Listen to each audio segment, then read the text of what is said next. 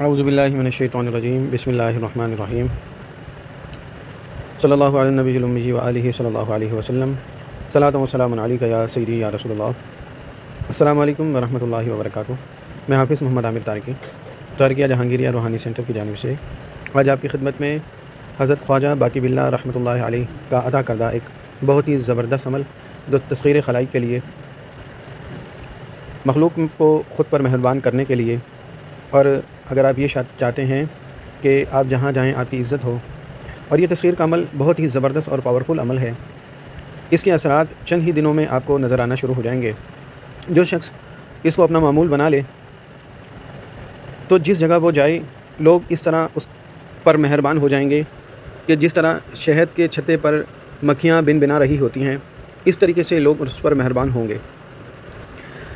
آپ نے عمل نماز فجر کے بعد، اس عمل کو آپ نے نماز فجر کے بعد خلوت یعنی تنہائی میں بیٹھ کر تھوڑی سی خوشبو اگر آپ کے پاس ہو لگا لیں، یا اگربتیاں جلا لیں، جیسے آپ کو سہولت ہو تھوڑی سی خوشبو کا اس میں استعمال رکھیں۔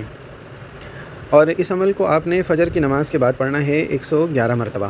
میں آپ کو عمل پڑھ کے سناتا ہوں۔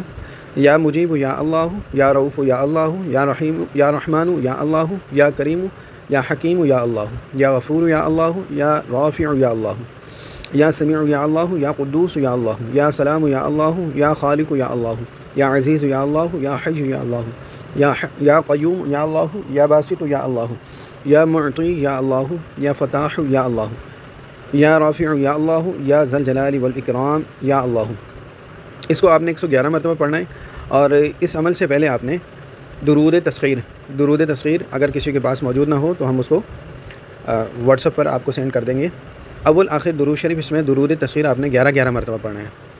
جب آپ اس عمل کو شروع کریں گے تو اس کے بے پناہ آپ کو فوائد حاصل ہوں گے کہ ہر جگہ آپ کا چرچا ہونے لگے گا، ہر جگہ آپ کی عزت ہونے لگے گی۔ آپ حیران ہو جائیں گے کہ جو ایک بار آپ سے ملے گا وہ دوسری بار آپ سے ملنے کا خواہش مند رہے گا۔ لیکن اس عمل کو پابندی سے پڑھنا ہے۔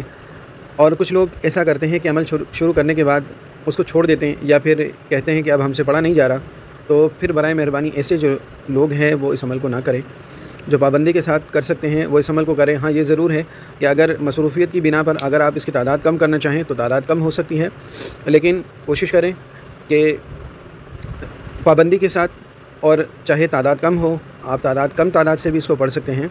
ویسے اس کی جو مکمل تعداد ہے وہ 111 مرتبہ ہے۔ اگر کوئی اس سے کم تعداد میں بھی پڑھنا چاہے تو اس کو پڑھ سکتا ہے، لیکن اس میں پابندی ضروری ہے۔ فجر کی نماز کے بعد تنہائی میں بیٹھ کر اس کو پڑھیں تو انشاءاللہ اس کی آپ کو بے شمار فوائد حاصل ہوں گے۔